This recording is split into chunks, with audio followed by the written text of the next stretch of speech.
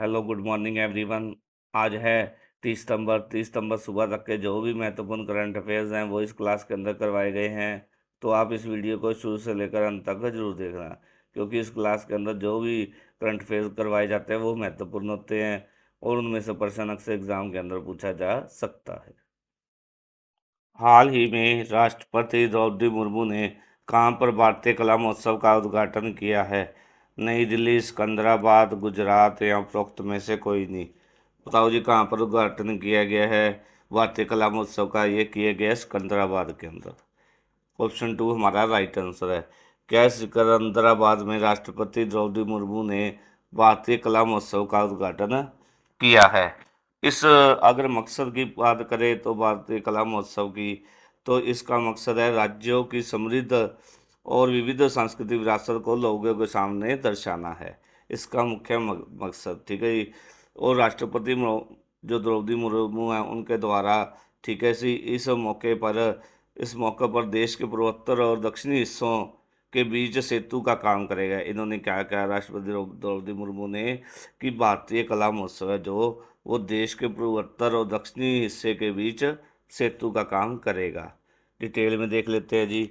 क्या है, राष्ट्रपति द्रौपदी मुर्मू ने सिकंदराबाद में भारतीय कला महोत्सव का उद्घाटन किया है। इसका महोत्सव का मकसद करें तो पूर्वोत्तर के राज्यों की समृद्ध और विविध सांस्कृतिक विरासत को लोगों के सामने लाना है। राष्ट्रपति द्रौपदी मुर्मू ने क्या कहा कि देश की समृद्ध सांस्कृतिक विरासत को बचाना और बढ़ावा देना हमारी सबकी जिम्मेवारी है। उन्होंने उम्मीद जताई कि यह महोत्सव देश के पूर्वोत्तर और दक्षिणी हिस्सों के बीच सेतु का काम करेगा।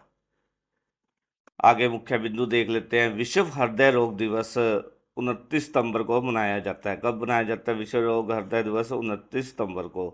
हिजबुल्लाह ची वसन नसरुल्लाह कहाँ पर मारा गया है? ये मारा गया है बेरूत के अंदर। सितंबर 2024 में केंद्रीय मंत्री नितिन गडकरी ने महाराष्ट्र में ऑक्सीजन वार्ड पार्क का उद्घाटन किया है। वर्ल्ड टेलीकॉम स्टैंडर्डाइजेशन असेंबली 2024 की मेजबानी किसके द्वारा की जाएगी? भारत के द्वारा की जाएगी। ग्लोबल इनोवेशन इंडेक्स 2024 में भारत को कौन सी रैंक हासिल हुई है? 39वीं रैंक। मध्य प्रदेश सरकार ने क्या है 2023 के लिए लता मंगेशकर सम्मान से किसे सम्मानित किया गया है? के एस चित्रा को सम्मानित किया गया है। आगे क्वेश्चन देख लेते हैं। 30 सितंबर को कौन सा दिवस मनाया जाता है? अंतर्राष्ट्रीय अनुवाद दिवस, विश्व गर्भ निरोधक दिवस, उपरोक्त में से कोई नहीं। बताओ जी, कौन सा मनाया जाता है 30 सितंबर को? 30 सितंबर को मनाया जाता है अंतर्राष्ट्रीय अनुवाद दिवस मनाया जाता है। इसको आधिकारिक मान्यता किसने दी थी अंतर्राष्ट्रीय अनुवाद दिवस को? इसको आधिकारिक मान्यता 2017 के अंदर संयुक्त राष्ट्र ने दी थी। ठीक है, कब दी? 2017 के अंदर। ठीक है जी, संयुक्त राष्ट्र ने दी थी।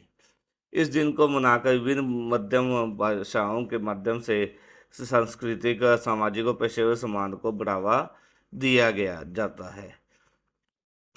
डिटेल में देख लेते हैं। क्या 30 सितंबर को अंतर्राष्ट्रीय अनुवाद दिवस मनाया जाता है? इसके इतिहास की बात करें तो विश्व अनुवाद दिवस का इतिहास बाइबल अनुवादक सेंट जोरम से जुड़ा हुआ है। यह दिन बाइबल का लैटिन भाषा में अनुवाद करने वाले अनुवादक सेंट जेरोम की स्मृति का प्रतीक माना जाता है। इस साल की थीम की बात करें तो कौन सी थीम है? Translation and art worth protecting रखी गई है। इस साल की थीम है जो। इस दिन को मना करके विभिन्न भाषाओं के माध्यम से सांस्कृतिक, सामाजिक और पेशेवर संवाद को बढ़ावा दिया जाता है। यह दिवस क्या लोगों को अंतर्राष्ट्रीय सहयोग और समझ को मजबूत करता है। वर्ष 2017 में संयुक्त राष्ट्र ने इस दिन को आधिकारिक रूप से मान्यता दी थी। नेक्स्ट क्वेश्चन है जी हमारा। हाल ही में पद्मश्री से सम्मानित पपम्मल का निधन कहाँ हुआ है? उन्हें किस क्षेत्र में पद्मश्री सम्मानित किया गया? खेल, पत्रकारिता, जैविक कृषि या उपरोक्त में से कोई नहीं। जो पद्मश्री से सम्मानित किया गया था पपम्मल को, वो उनको जैविक कृषि में उत्कृष्ट कार्य करने पर सम्मानित किया गया था। अब बात कर लेते हैं क्या है 109 वर्षीय है ये 109 वर्ष के थे जब इनका हाल ही में निधन हुआ है। ठीक है जी। इन्हें क्या है 2021 के अंदर, कब, 2021 के अंदर पद्मश्री से पुरस्कार से सम्मानित किया गया था। इनका पूरा जीवन क्या है, जैविक कृषि और समाज सेवा को समर्पित रहा है। प्रपमल ने जैविक खेतों को बढ़ावा देना, खेती को बढ़ावा देना और उनके महत्व को समझाने में महत्वपूर्ण भूमिका निभाई। इन्होंने क्या है, जैविक तौर पर, ठीक है जी, जैविक कृषि एक, ठीक है जी, जैविक तौर पर इन्होंने जै उनका जीवन कृषि और समाज सेवा को समर्पित रहा। ठीक है, इन्होंने क्या किया था, जैविक खेतों को बढ़ावा देने और इसके महत्व को समझाने में महत्वपूर्ण भूमिका निभाई थी। आगे डिटेल में देख लेते हैं क्या है। हाल ही में तमिलनाडु, कौन कहाँ की है ये, 109 वर्षीय तमिलनाडु की महिला है पम्मल का निधन हुआ है। इनका पूरा जीवन क्या है, कृषि और समाज सेवा को समर्पित रहा था। उन्हें कब दिया गया, पद्मश्री 2021 के अंदर दिया गया था, जो भारत के सर्वोच्च नागरिक पुरस्कारों में से एक है। पम्मल ने क्या है, जैविक खेती को बढ़ावा देने और इसके महत्व को समझाने में महत्वपूर्ण भूमिका निभाई थी। अगर जैविक कृषि की बात करें तो जैविक कृषि एक ऐसी कृषि की पद्धति है जिसमें क्या है, फसलों का उत्पादन और पशुपालन प्राकृतिक तरीके से किया जाता है। इसमें रासायनिक कीटनाशक का इस्तेमाल नहीं किया जाता। आगे नेक्स्ट क्वेश्चन देख लेते हैं जी हमारा। हाल ही में किसे ग्लोबल नेटवर्क की 15 सदस्यीय संचालक समिति में चुना गया है, जापान, नेपाल, भारत या उपरोक्त में से कोई नहीं। किसको चुना गया है जी, ये चुना गया है भारत को। ठीक है जी। हाल ही में क्या है, भारत को 15 सदस्यीय ग्लोबल संचालक समिति के लिए चुना गया है। क्या है, भारत को 15 सदस्यीय ग्लोबल संचालक समिति के लिए चुना गया है, जो भ्रष्टाचार से निपटने और संपत्ति वसूली करने पर ध्यान केंद्रित करती है। ठीक है जी।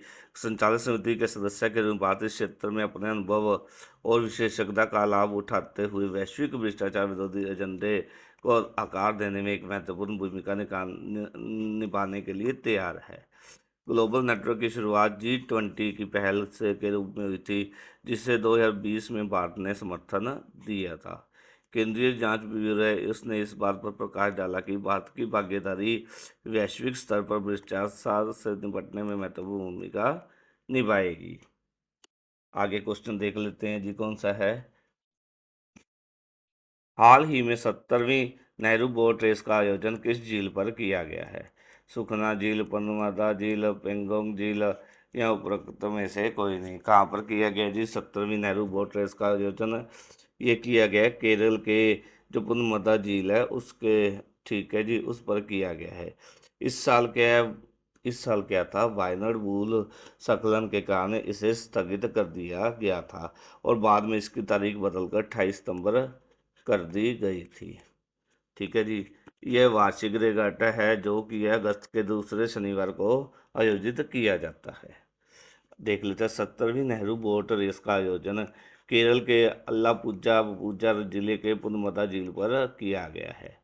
इस साल क्या है, वायनाड भूस्खलन के कारण क्या है, इसे स्थगित कर दिया गया था और बाद में इसकी तारीख बदल कर 28 सितंबर कर दी गई थी। यह वार्षिक रेगाटा है जो हर साल अगस्त के माह के दूसरे शनिवार को आयोजित किया जाता है। नेक्स्ट क्वेश्चन देख लेते हैं जी हमारा। हाल ही में भारतीय एथलीट कुलवीर सिंह ने जापान में वर्ल्ड एथलेटिक्स कंटिनेंटल टूर में पुरुषों की 500 मीटर दौड़ में कौन सा पदक जीता है, बताओ जी कौन सा पदक जीता गया है कुलवीर सिंह द्वारा। इन्होंने जीता है स्वर्ण पदक। राइट आंसर क्या आएगा, ऑप्शन 1 स्वर्ण पदक। क्या है, भारतीय एथलीट कुलवीर सिंह ने जापान में वर्ल्ड एथलीट कंटिनेंटल टूर में पुरुषों की 5000 मीटर दौड़ में स्वर्ण पदक जीता है।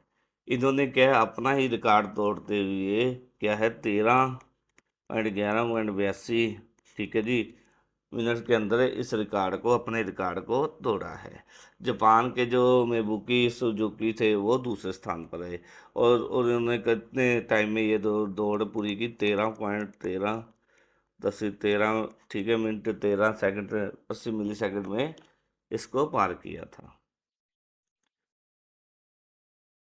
डिटेल में देख लेते हैं क्या है। भारतीय एथलीट गुलवीर सिंह ने जापान के निगाटा में आयोजित विश्व एथलेटिक कॉन्टिनेंटल टूर के योगिबो एथलेटिक चैलेंज कप में पुरुषों की 5000 मीटर दौड़ में स्वर्ण पदक हासिल किया है। इस दौड़ में इन्होंने क्या 13 पार गया 13 मिनट 11 सेकंड 82 मिली सेकंड का समय लेकर अपना राष्ट्रीय रिकॉर्ड तोड़ा।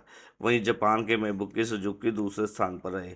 उन्होंने क्या है 13 मिनट 13 सेकंड 80 मिली सेकंड का समय लेकर इस जो है 5000 मीटर की दौड़ को पूरा किया।